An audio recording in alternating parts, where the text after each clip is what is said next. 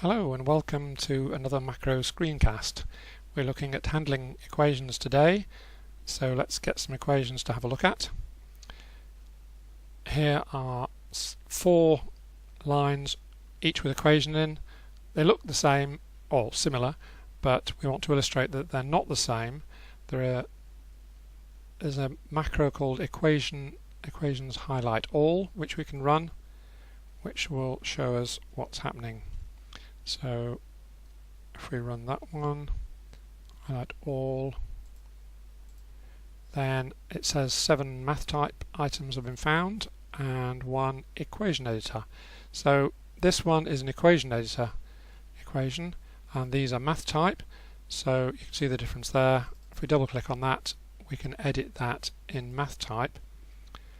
And if you look at these two, they look similar, but the second one is not spaced, and we may decide that that's not a good idea. We want to put spaces in.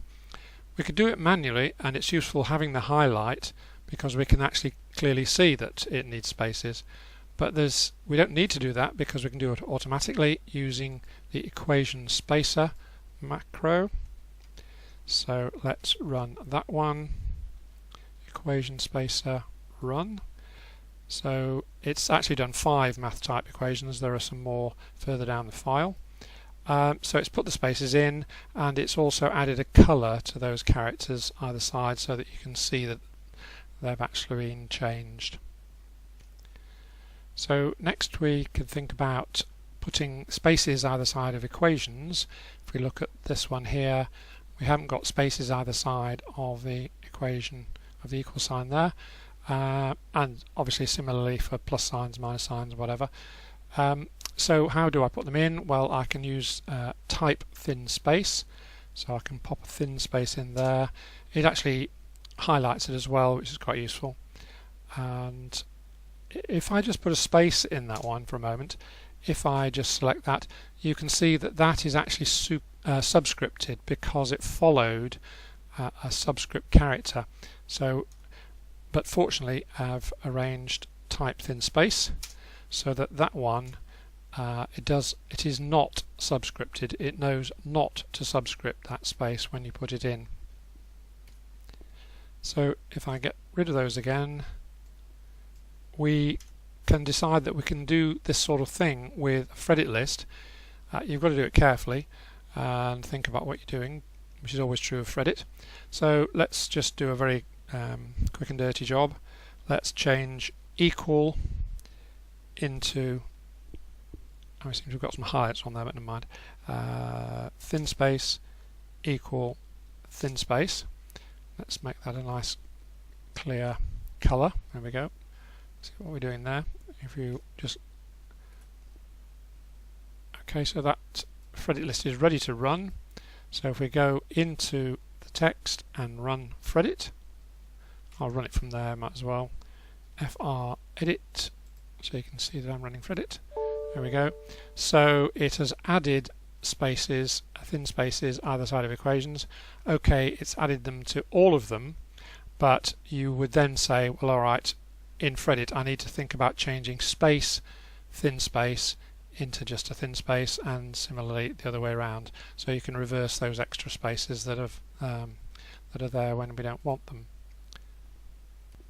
However, if we look back to our earlier equation, then, and we're looking here, if I get rid of the highlighting and put on, it doesn't actually show it, does it? We've actually got thin spaces here. There's an extra thin space been added into that equation editor equation, which we do not want because the equation editor puts the spaces in itself. So in other words, when we're using Fredit on a file that's got equation editor equations in it, the Fredit actions can mess up your equations.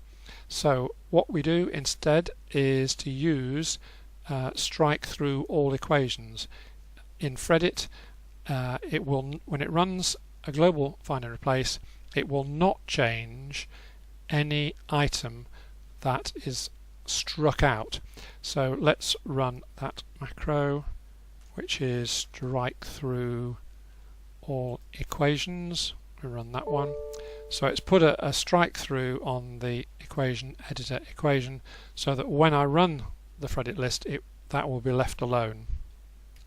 So let's now look at another issue with equations, and that is where the items in the equation, the variables, are not in italic as they are supposed to be, or some of them are. So if we take this first one, we look at using italicized variable.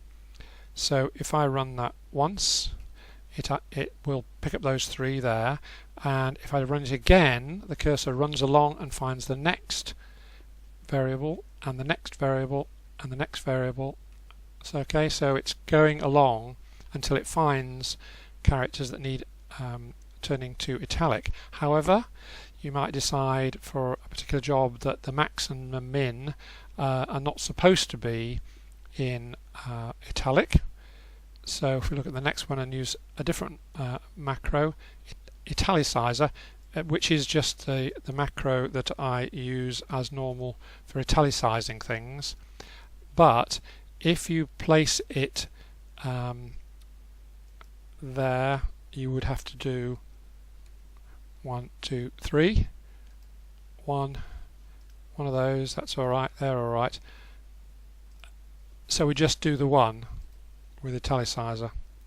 So you can use the italicizer and italicized variable, so you can do that reasonably quickly.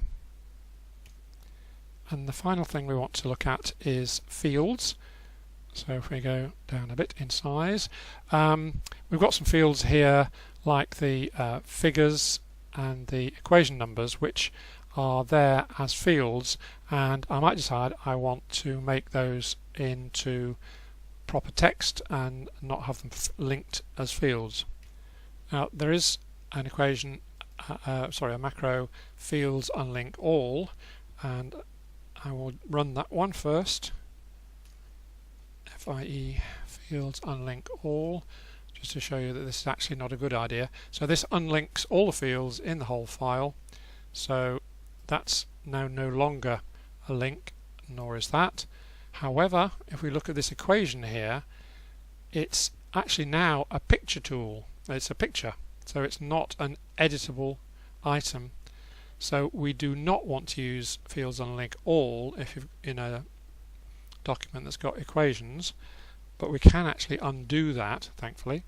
So we're now back to our fields, and that, if I double click it, is an editable equation. So the macro fields unlink is the safer one. FIE fields unlink, run that, and it's unlinked 8 fields, so that's no longer a field, that's no longer a field, but that's still editable. Okay, well that's it for today. Thanks very much for watching.